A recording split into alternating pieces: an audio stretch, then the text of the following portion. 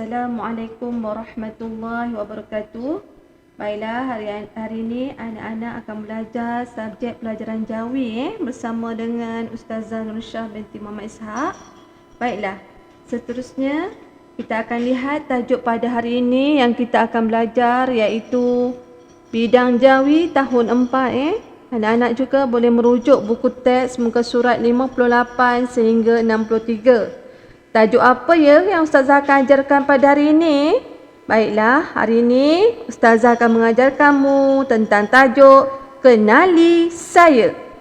Baiklah, sebelum memulakan pelajaran hari ini, marilah kita sama-sama membacakan doa belajar bersama-sama. Bismillahirrahmanirrahim. Tanda tangan. Allah maftah alaina hikmataka wa nshur alaina min khazaini rahmatika ya arhamar rahimin. Amin. Baiklah.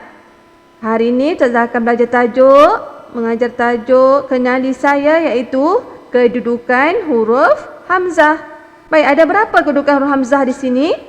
Baik, ada 5. Kita lihat satu persatu. Yang pertama, hamzah di atas alif. Yang kedua, hamzah di bawah alif. Yang ketiga, hamzah 3/4. Yang keempat, hamzah setara. Yang terakhir, hamzah berumah. Baik, seterusnya kita akan lihat pula bagaimana cara nak menulis huruf-huruf hamzah ini. Baiklah, hamzah di atas alif. Kita akan tulis hamzah di atas alif. Baiklah, seterusnya, hamzah di atas alif ialah kata dasar yang bermula dengan huruf alif dan didahului dengan imbuhan awalan sama ada di, se ataupun ke. Ustazah datangkan contoh imbuhan di. Baik, urus. Bila ditulis akan ditulis diurus. Begini. Baik, seterusnya contoh-contoh lain bagi hamzah di atas alif ini. Contoh imbuhan di, dialih, diambil, diukir, diubah, diukur. Bagi imbuhan se pula, seorang, seikat, seingat, seiring, seakan. Imbuhan untuk ke arah, keempat, keenam, keadaan dan juga keibuan. Boleh ya? Baik, seterusnya hamzah di bawah alif. Bagaimana nak menulisnya? Iaitu ada huruf alif, kemudian ada huruf hamzah di bawahnya. Hamzah di bawah alif. Baik. Bagaimana hamzah ini terjadi ya? Apabila kata dasar yang berasal daripada bahasa Arab. Ada satu je perkataan kat sini. Hamzah di bawah alif iaitu Islam. Yang kedua, perkataan yang bermula dengan I tunggal. Contohnya yang selalu kamu jumpa, I dagang, email, lagi I kamus, lagi i-journal, dan juga kata sapaan. Ada satu je kata sapaan yang menggunakan hamzah di bawah alif iaitu Okey, seterusnya kita lihat pula hamzah 3/4 daripada garisan. Maksudnya ditulis 3/4 daripada garisan. Baik, ini hamzahnya. Tidak dapat ke garisan. Baik, bagaimana hamzah 3/4 ini terjadi? Apabila perkataan imbuhan yang diakhiri dengan an dan juga i. Contoh bagi an apa dia? Bacaan, tajaan, kejayaan dan juga perasaan. Ya, murid-murid? Baik, untuk imbuhan yang berakhiran dengan i pula, hargai, mewarnai, disukai dan juga melalui. Baiklah.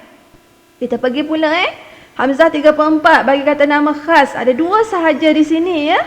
Baik, iaitu eng dan juga ong. Baik, pernah dengar? Eng dan juga ong. Baik, contoh bagi eng. Saya datangkan contoh Eng chia hui, eng kok wan. Bagi ong pula, ong kaling, ong kim sui. Okey, Datuk Om Kim Sui kan? Okey, seterusnya. Kata dasar daripada suku kata gabungan yang berasal daripada I, au dan juga ui. Paus, pipe, air, laut, buih dan juga duit. Hamzah dia 3/4. Seterusnya, bagaimana pula dengan hamzah setara? Macam mana kita nak tulis hamzah setara ini ya? Hamzah setara ditulis dengan rapat ke garisan di atas garisan. Hamzah setara bagaimana berlaku?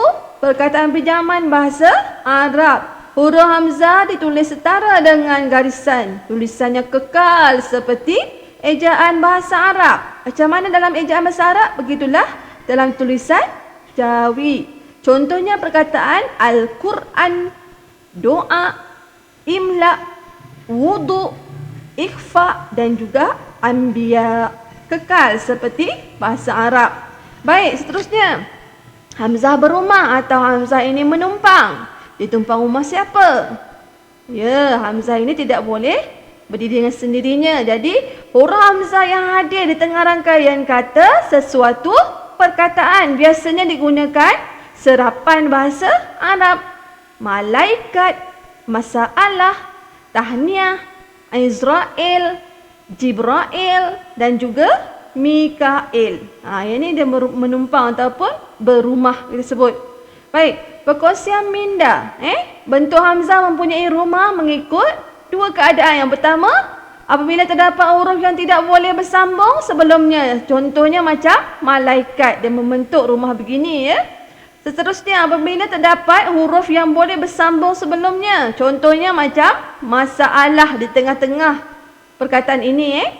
Saiz huruf yang berada setara di atas garisan adalah lebih besar daripada saiz hamzah pada kedudukan yang lain. Hamzah setara lebih besar ya. Sekiranya menerima imbuhan, apitan hamzah ditulis 3/4. Contohnya, didoakan. Pada asalnya setara kan. Tapi bila ada imbuhan apitan, maksudnya menerima imbuhan depan dengan di akhir ni, dia jadi hamzahnya ditulis setara. Okey, faham? Baik. Dan juga yang terakhir sekali, ejaan Jawi bagi gabungan vokal AE. Bunyi sebagai Aero angkasa, aerobatik, aerosfera, aerosol. Banyak lagi ya. Baik, ditulis tanpa menggunakan huruf hamzah. Aero angkasa tanpa huruf hamzah. Ini ejaan yang betul di tengah-tengah ni, yang di akhir ni. Ejaan yang salah. Bila letak huruf hamzah, ejaan yang salah. Baik. Ingatan untuk bersama dan terakhir sekali, Ustazah harapkan semua anak murid Ustazah selalu memantapkan ejaan Jawi dan tulisan Jawi anda ya. Sehingga berjumpa lagi. Sekian, wabillahi taufiq wal hidayah. Wassalamualaikum warahmatullahi wabarakatuh.